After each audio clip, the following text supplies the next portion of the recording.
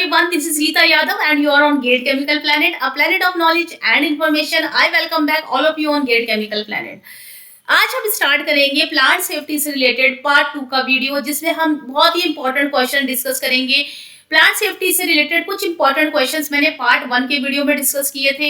यदि आप लोगों ने अभी तक वो वीडियो नहीं देखा है तो उसका डिस्क्रिप्शन बॉक्स में लिंक दिया हुआ है, आई बटन पर भी लिंक दिया हुआ है, और प्ले लिस्ट पे जाके आप चैनल पर सारे वीडियोस IUCL से रिलेटेड देख सकते हैं। अगर आप लोगों ने अभी तक सीरीज नहीं देखी है और आप एग्जाम देने जा रहे हैं, चाहे आप मैकेनिकल के ही स्टूडेंट क्यों नहीं है, आप इन सीरीज को देखकर जरूर जाएं, क्योंकि जो पंप के वीडियो है, रेसिप्रोकेटिंग पंप, सेंट्रीफ्यूगल पंप के वीडियो है, वो मैकेनिकल वालों के लिए बहुत इंपॉर्टेंट है और केमिकल वालों के लिए तो ऑलरेडी इंपॉर्टेंट है ही है। ठीक है, और जो बेसिक केमिस्ट्री से रिलेटेड मैंने सीरीज बनाई है वो भी मैकेनिकल वाले जरूर देखकर जाएं, क्योंकि कभी कभी पेपर में बेसिक केमिस्ट्री और बेसिक फिजिक्स जो है उससे रिलेटेड बहुत सारे क्वेश्चन जो है वो पूछे जाते हैं, तो आप उन वीडियोस को जरूर देखकर जाएं।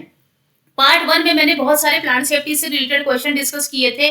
यहाँ पे पार्ट 2 में प्लांट सेफ्टी से रिलेटेड में बहुत ज्यादा इंपॉर्टेंट क्वेश्चन जो कि पेपर में प्रीवियस ईयर में आ चुके हैं और जिनके आने की पूरी पॉसिबिलिटीज एग्जाम में रहती है, वो आप लोगों के साथ डिस्कस करने वाली हूँ।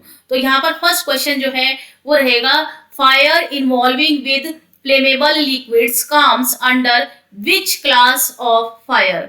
तो कह रहे हैं कि जो फ्लेमेबल लिक्विड्स होते हैं वो कौन सी क्लास की फायर के अंडर में आते हैं।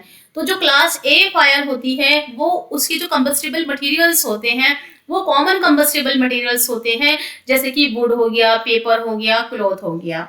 क्लास बी फायर की अगर हम बात करें तो क्लास बी फायर के अंडर में आते हैं flammable liquids and gases. For example जैसे गैसोलीन हो गया, प्रोपेन हो गया, सॉल्वेंट हो गया। ठीक है, ये सारे पेट्रोलियम प्रोडक्ट्स होते हैं और ये जो होते हैं ये फ्लेमेबल लिक्विड्स और गैसेस के अंडर आते हैं, क्लास बी के अंडर में आते हैं। तो क्लास बी फायर इसका करेक्ट आंसर होगा। इसके अलावा यहाँ पर अगर हम बात करें कि इलेक्ट्रिकल इक्विपमेंट्स जो होते हैं, जैसे कंप्यूटर हो गया, फैक्स मशीन्स हो गई, इनसे रिलेटेड जो फायर होती है वो क्लास सी फायर के अंडर में आती है। इसी तरह से जो कंबस्टिबल मेटल्स होती हैं, जैसे मैग्नीशियम हो गई, लिथियम हो गई, टाइटेनियम हो गई, ये जो मेटल्स होती हैं ये क्लास डी फायर के अंडर में आती है। इनसे रिलेटेड जो फायर होती है वो आप क्लास डी के अंडर में लाते हैं। इसी तरह से जैसे कुकिंग मीडियास हो गए, जैसे कुकिंग ऑयल्स हो गए, फैट्स हो गए, इनसे रिलेटेड जो फायर होती है वो क्लास के फायर के अंडर में आती है। तो यहाँ पर एक छोटा सा चार्ट मैंने आप लोगों के लिए बना दिया है, आप यहाँ से भी डिफरेंट क्लासेस ऑफ फायर को याद कर सकते हैं, इसका स्क्रीनशॉट ले सकते हैं।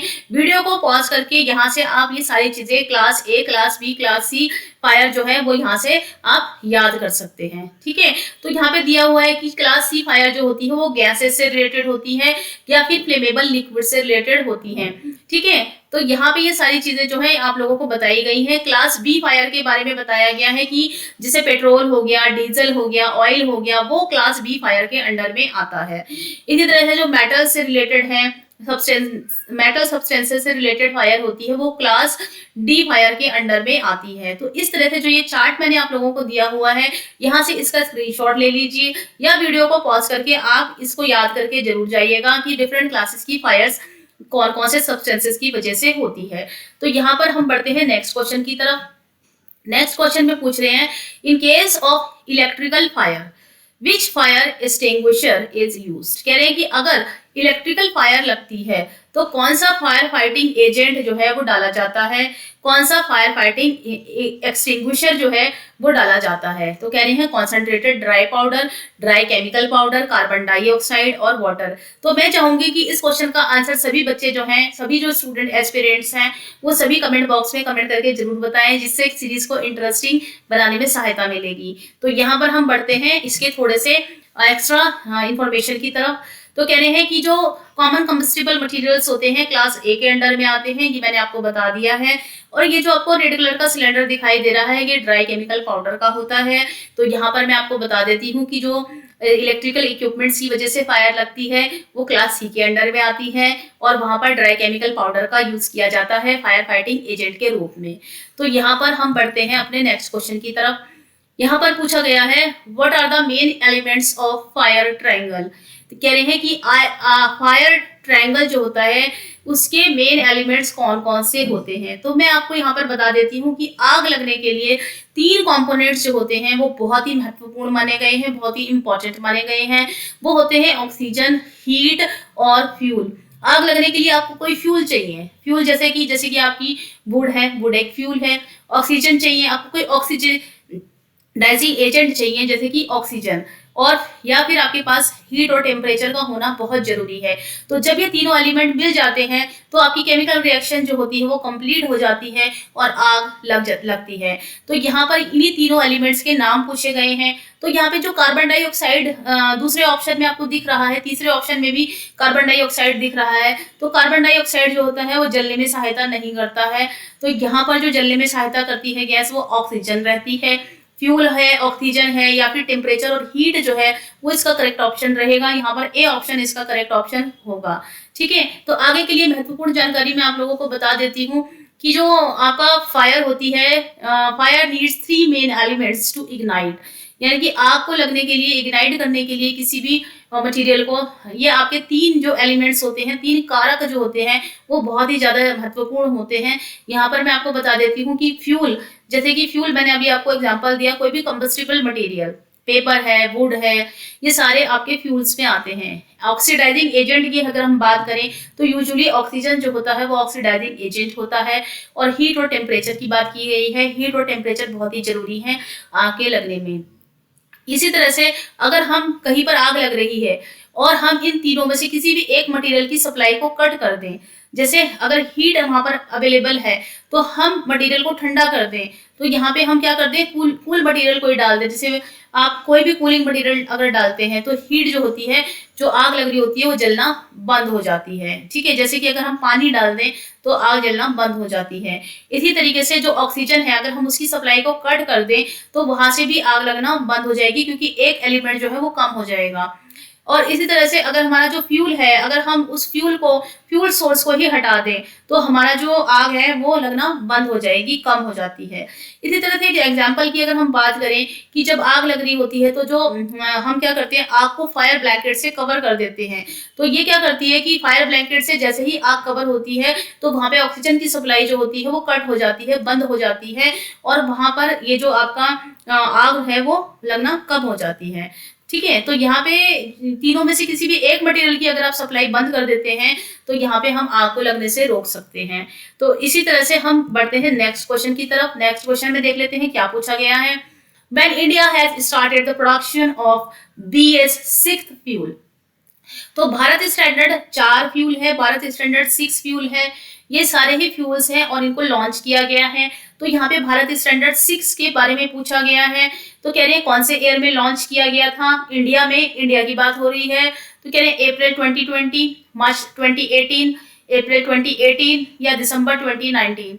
तो यहाँ पर मैं आपको बता देती हूँ कि जो BS स्टैंडर्ड 6 है वो इंडिया में लॉन्च किया गया था अप्रैल 2018 में। सबसे पहले दिल्ली में लॉन्च किया गया था, फिर 2019 में NCR में, पूरे NCR में लॉन्च किया गया, और उसके बाद 2020 में नेशन वर्ल्ड वाइड यानी कि पूरे भारत में इसको अप्लाई किया गया है, अप्रूव किया गया है, और BS स्टैंडर्ड 6 जो है भी चल रहा है। तो यहाँ पर इस तरीके के क्वेश्चन आपके पेपर में आने के पूरे चांसेस रहते हैं। आप इन क्वेश्चंस को, ये जनरल नॉलेज के भी क्वेश्चंस होते हैं और पेपर में IOCL के एग्जाम में आएंगे, इस तरीके के क्वेश्चन को आप जरूर देख कर जाएं। तो यहाँ पर एक्स्ट्रा इन्फॉर्मेशन के लिए मैं आपको बता देती हूँ कि जो BS6 फ्यूल होता है उसमें जो सल्फर कंटेंट होता है वो BS4 फ्यूल के कंपैरिजन में कम होता है। कह रहे हैं कि जो सल्फर कंटेंट है BS6 फ्यूल का, it is 5 times lower than the sulphur content in the BS4 fuel. तो मैं आपको बता देती हूँ कि जो BS4 फ्यूल था उसमें जो सल्फर कंटेंट होता था it should be lower than 50 ppm, और जो BS6 फ्यूल है उसमें जो सल्फर कंटेंट है वो 10 ppm से कम होना चाहिए। ठीक है, nitrogen oxide level for BS6 diesel engine and petrol engine will be brought down by 70% and 25%। ठीक है, तो यहाँ पे नाइट्रोजन के बारे में भी डेटा दिया गया है। ये बहुत ही इंपॉर्टेंट डेटा है, आप इस डेटा को जरूर देख कर जाएं। ठीक है, ये डेटा जो है आपके क्वेश्चंस इससे जरूर आएंगे, बनेंगे, तो आप इन क्वेश्चंस को जरूर देखें। फिर नेक्स्ट क्वेश्चन पूछ रहे हैं, what is the NOx NOx की लिमिट पूछी गई है डीजल फ्यूल में और डीजल फ्यूल व्हीकल्स में BS6 के लिए। तो मैं आपको बता देती हूँ, यहाँ पे 4 ऑप्शन दिए गए हैं कि जो नॉक्स की लिमिट है डीजल फ्यूल के व्हीकल्स के लिए वो कितनी होनी चाहिए। कह रहे हैं 100 मिलीग्राम्स, 150 मिलीग्राम्स, 80 मिलीग्राम्स, 50 मिलीग्राम्स।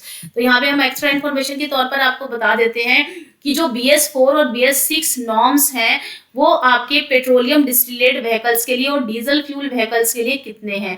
तो यहाँ पे जो पूछा गया है क्वेश्चन में वो डीजल फ्यूल व्हीकल्स के लिए पूछा गया है और BS6 पूछा गया है।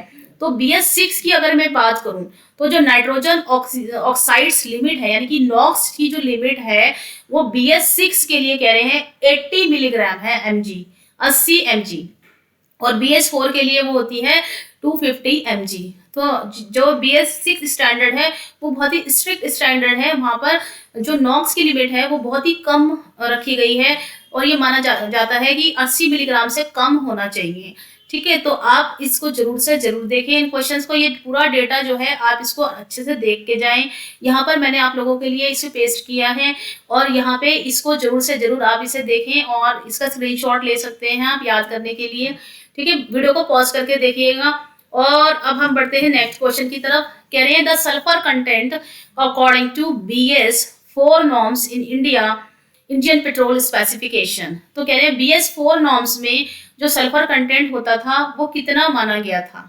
ठीक है, तो यहाँ पे मैंने इसका आंसर वैसे तो आपको बता ही दिया है, आप कमेंट बॉक्स में मुझे कमेंट करके जरूर बताइएगा। ऑप्शन मैं आप लोगों के लिए पढ़ देती हूँ। Greater than 50 ppm, less than 500 ppm, less than 50 ppm, greater than 80 ppm।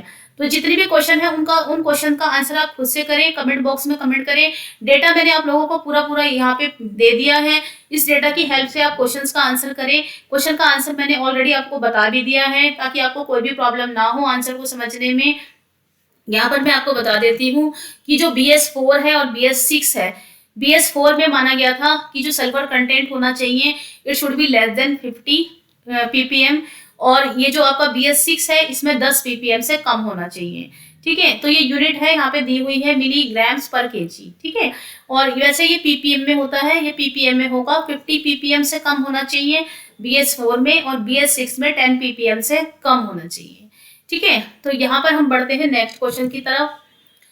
The sulphur content according to BS6 norms in Indian petroleum specification. तो यहाँ पे मैंने आप लोगों को ऑलरेडी इसका आंसर बता दिया है कि BS6 नॉर्म्स में जो पेट्रोल का स्पेसिफिकेशन होना चाहिए, इंडियन पेट्रोल स्पेसिफिकेशन जो होता है वो लेस देन 10 ppm होता है। तो less than 10 ppm C option जो रहेगा वो इसका करेक्ट ऑप्शन रहेगा। इस तरीके के क्वेश्चन कई बार पूछ लिए जाते हैं, इसलिए यहाँ पर मैंने सारे क्वेश्चन को अलग से बनाया है। आप इन क्वेश्चन को अच्छे से देख लीजिए, इन क्वेश्चन के आंसर आप चाहे तो याद भी कर सकते हैं। ठीक है, एक्स्ट्रा इन्फॉर्मेशन के तौर पर मैं आपको बता देती हूँ कि ये जो नॉर्म्स है इनके बारे में इंडियन गवर्नमेंट ने क्या क्या अप्रूवल दिए हैं। The central government has mandated that vehicles maker must manufacture, sale and register only BS6 vehicles from April 1, 2020। तो कह रहे हैं कि सेंट्रल गवर्नमेंट ने मैंडेट कर दिया है व्हीकल मेकर्स के लिए, मैन्युफैक्चरर के लिए कि वो जब भी सेल करेंगे या रजिस्टर करेंगे तो BS6 व्हीकल्स ही आपके अप्रूव किए जाएंगे। यानी कि जो भी व्हीकल्स होंगे वो उनका जो आपका सल्फर कंटेंट होना चाहिए उनमें 10 ppm से कम होना चाहिए। 1 अप्रैल 2020 से ये पूरे इंडिया में वर्ल्ड वाइड जो है इम्प्लीमेंट हो चुका है। ठीक है, और कह रहे हैं both BS4 and BS6 are unit emission norms that set the maximum permissible level of pollutant that an automotive and two-wheeler exhaust can emit. Compared to the BS4, BS6 emission standards are stricter. तो जो BS6 standards हैं वो stricter than BS4 standards होते हैं। तो इन्हीं standards को आप जरूर देख कर जाएं। यहाँ पर डेटा मैंने आप लोगों के लिए जो है वो उसे ऐड कर दिया है। ठीक है, which type of storage tank required to do insulation. कह रहे कौन से टाइप के जो स्टोरेज टैंक्स होते हैं उनको हमें इंसुलेट करना पड़ता है। They required to do the insulation. Insulation कहाँ पर कौन से टैंक्स के लिए करनी पड़ती है। तो कह रहे हैं बिटुमन ऑयल टैंक के लिए, फर्नेस ऑयल टैंक के लिए, या फिर बोथ आर करेंट या नन ऑफ दीज। तो यहाँ पर दोनों ही तरीके के जो ऑयल टैंक्स होते हैं उनका इंस्टॉलेशन किया जाता है रिफाइनरीज में, चाहे वो बिटुमन ऑयल टैंक्स हों चाहे वो फर्नेस ऑयल टैंक्स हों। तो यहाँ पे ये दोनों ऑप्शंस जो रहेंगे वो करेक्ट हैं। इसी तरह से हम बढ़ते हैं नेक्स्ट क्वेश्चन की तरफ। नेक्स्ट क्वेश्चन में पूछा गया है which type of storage tanks are used in refineries. कह रहे हैं रिफाइनरीज में जो स्टोरेज टैंक यूज किए जाते हैं वो कौन से टाइप के टैंक्स होते हैं। तो यहाँ पर ऑप्शन में दिया है fixed roof tank, floating roof tanks, both are correct, none of these. तो यहाँ पे टैंक के बारे में थोड़ा सा एक्स्ट्रा इन्फॉर्मेशन मैं आप लोगों को बता देती हूँ कि ये जो टैंक आपको दिख रहे हैं ये होते हैं हॉट एंड स्फीयर्स, ये यूज किए जाते हैं। ठीक है, तो यहाँ पे ये जो टैंक्स हैं, tanks for fluid are choosing according to the flash point. पहली बात तो ये है कि जो टैंक्स होते हैं, ठीक है, किसी भी फ्लूइड के लिए जो टैंक होते हैं रिफाइनरीज में वो कैसे चूज किए जाते हैं, उनका जो सिलेक्शन किया जाता है वो फ्लैश पॉइंट के आधार पर किया जाता है। तो जो टैंक्स होते हैं रिफाइनरीज में वो दो टाइप्स के होते हैं, एक होते हैं फिक्स्ड रूफ टैंक और दूसरे होते हैं floating roof tank. Fixed roof tank जो होते हैं वो सरफेस पे फिक्स होते हैं। ठीक है, वो होते हैं वो भी तीन तरीके के होते हैं। Fixed roof tanks are of 3 types. पहला होता है cone roof, dome roof and umbrella roof. ये 3 तरीके के जो होते हैं ये फिक्स्ड रूफ टैंक होते हैं। और ये जो यूज किए जाते हैं अगर उन लिक्विड्स के लिए यूज किए जाते हैं जिन लिक्विड का जो फ्लैश पॉइंट होता है वो बहुत हाई होता है। तो जब लिक्विड का फ्लैश पॉइंट, जो भी सब्सटेंसेस आप स्टोर कर रहे हैं, जो भी फ्यूल आप स्टोर कर रहे हैं, उनका फ्लैश पॉइंट अगर हाई होता है तब ये फिक्स रूफ टैंक जो होते हैं वो यूज किए जाते हैं। जैसे कि फ्यूल ऑयल हो गया, वाटर हो गया, फ्यूल ऑयल हो गया और बिटुमिन हो गया। तो इन दोनों के लिए ये यूज किए जाते हैं क्योंकि जो बिटुमन होता है और जो फ्यूल ऑयल होता है उनका जो फ्लैश पॉइंट होता है वो हाई होता है। तो हाई फ्लैश पॉइंट अगर है लिक्विड्स का तो फिक्स्ड रूफ टैंक यूज किए जाते हैं। इसी तरह से अगर हम फ्लोटिंग रूफ टैंक की बात करें तो जो फ्लोटिंग रूफ टैंक्स होते हैं वो कब यूज किए जाते हैं। तो ये जो फ्लोटिंग रूफ टैंक्स होते हैं इसको FR tanks and internal floating roof types tanks कहते हैं, जिसको कि IFR टैंक्स बोला जाता है। ध्यान से आप लोग सुन लीजिए, IFR यानी कि इंटरनल फ्लोटिंग रूफ टाइप। ये जो होते हैं ये होते हैं internal floating roof type tank और फ्लोटिंग रूफ टैंक्स। ठीक है, तो ये जो IFR टैंक्स होते हैं ये कब यूज किए जाते हैं, ये तब यूज किए जाते हैं जब लिक्विड्स जिनको आप स्टोर कर रहे हैं उनका जो फ्लैश पॉइंट होता है वो जो होता है वो कम होता है। तो फ्लैश पॉइंट कौन कौन से लिक्विड्स का कम होता है, कौन कौन से पेट्रोलियम प्रोडक्ट्स का कम होता है, जैसे ATF है और आपका गैसोलीन है और इथेनॉल है। इनकी जो फ्लैश पॉइंट्स होते हैं वो लोअर फ्लैश पॉइंट्स होते हैं। तो यहाँ पर IFR टैंक्स जो होते हैं वो यूज किए जाते हैं। तो यहाँ पे जो क्वेश्चन पूछा गया है उसको हम देख लेते हैं। ये क्वेश्चन में आपसे पूछा गया था कि which type of storage tanks are used in the refineries.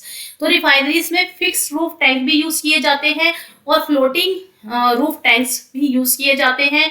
तो दोनों ही तरीके के जो टैंक्स हैं वो यूज किए जाते हैं। तो इसका जो आंसर रहेगा वो रहेगा बोथ आर करेक्ट। तो मैं आपको एक बार पिक्चर दिखा देती हूँ।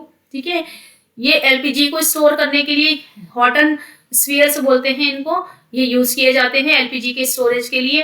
ठीक है, तो फिक्स्ड रूफ और फ्लोटिंग रूफ दोनों ही तरीके के टैंक्स जो होते हैं वो रिफाइनरीज में यूज किए जाते हैं। तो देख लेते हैं नेक्स्ट क्वेश्चन मैंने लिखे हैं। हाँ, नेक्स्ट क्वेश्चन भी मैंने बना दिया है। 10th क्वेश्चन है which type of power plant is used in IOCL Panipat refinery. कह रहे हैं कौन से टाइप का पावर प्लांट जो है वो IOCL रिफाइनरी यूज करती है या IOCL रिफाइनरी ने लगाया हुआ है। तो यहाँ पे कह रहे हैं captive power plant, hydro electric power plant, solar power plant या फिर विंड पावर प्लांट। तो मैं आपको बता देती हूँ कि जो IOCL पानीपत रिफाइनरी है उसने कैप्टिव पावर प्लांट को यूज किया हुआ है। और कैप्टिव पावर प्लांट जो होते हैं वो किसी भी इंडस्ट्री के अपने ओन प्लांट्स होते हैं। ठीक है, उनके जो ओनर होते हैं वो रिफाइनरी में ही होते हैं। ठीक है, तो यहाँ पे मैं आपको उसका एक पिक्चर दिखा देती हूँ। सेल्फ प्लांट्स होते हैं ये, रिफाइनरी के अपना ही कैप्टिव प्लांट है ये। तो इस तरीके का पिक्चर रहता है कैप्टिव प्लांट्स का। तो यहाँ पे जो पानीपत रिफाइनरी है उसने कैप्टिव पावर प्लांट जो है वो यूज किया हुआ है। Hydro electric power plant, solar power plant और विंड पावर प्लांट यूज नहीं किया है। तो इस तरीके के क्वेश्चन पूछे जाते हैं कि रिफाइनरीज में किस तरीके के जो प्लांट्स होते हैं, पावर प्लांट्स होते हैं, बेसिकली यूज किए जाते हैं। तो कुछ रिफाइनरीज पर्टिकुलरली अपने जो खुद के पावर प्लांट्स होते हैं वो यूज करती हैं। ठीक है, तो यहाँ पे ये है कैप्टिव पावर प्लांट्स। यदि आप लोगों ने अभी तक IOCL सीरीज को नहीं देखा है तो मैं आपसे बार बार यही कहूंगी कि आप पेपर में जाने से पहले IOCL से रिलेटेड जो सीरीज मैंने आप लोगों के लिए लॉन्च की है उस सीरीज को जरूर देख कर जाएं। इस सीरीज के सारे क्वेश्चंस आप लोगों के लिए बहुत इंपॉर्टेंट है। जो भी स्टूडेंट्स सिंसियरली प्रिपरेशन कर रहे हैं वो इस सीरीज को जरूर देख कर जाएं। आप लोगों के लिए सीरीज बहुत ज्यादा बेनिफिशियल रहने वाली है। और मैं आप लोगों से ये कहूंगी कि पेपर में 24 को जब आपका पेपर हो जाएगा तो कुछ क्वेश्चंस आप लोग मेरे साथ प्लीज शेयर कीजिएगा और मेरे साथ आप लोग कनेक्ट रहिएगा, कोशिश कीजिएगा कनेक्ट रहने की। ठीक है, एंड इसको मैं यहीं पे वाइंड अप करती हूँ। अगर आप लोगों ने अभी भी पार्ट 1 का वीडियो नहीं देखा है तो पार्ट 1 का वीडियो आप जरूर देखें। रेसिप्रोकेटिंग पंप्स के ऊपर मैंने सीरीज बनाई हुई है वो देखें। पेट्रोलियम डिस्टिलेशन के ऊपर मैंने बनाई हुई है। पेट्रोलियम रिफाइनरीज के ऊपर मैंने क्वेश्चंस दिए हुए हैं। सारे क्वेश्चन बेसिक केमिस्ट्री के ऊपर मैंने क्वेश्चंस बनाए हुए हैं आप लोगों के लिए। तो पेपर में जाने से पहले 5-10 मिनट का टाइम लेके आप वीडियो को जरूर देखें, आराम से बैठ के आप वीडियो देखें, उन क्वेश्चंस को आप लर्न करने की कोशिश करें। उनके सारे क्वेश्चंस के आंसर मैंने आप लोगों को बताए हुए हैं विद प्रॉपर एक्सप्लेनेशन। तो आप ज्यादा से ज्यादा वीडियोस को देखकर ही एग्जाम देने जाएं, आप लोगों के लिए हेल्प भी मिलेगी। ना देखकर जाने से अच्छा है कि वीडियो को देखकर ही जाएं। तो thank you so much and have a nice day.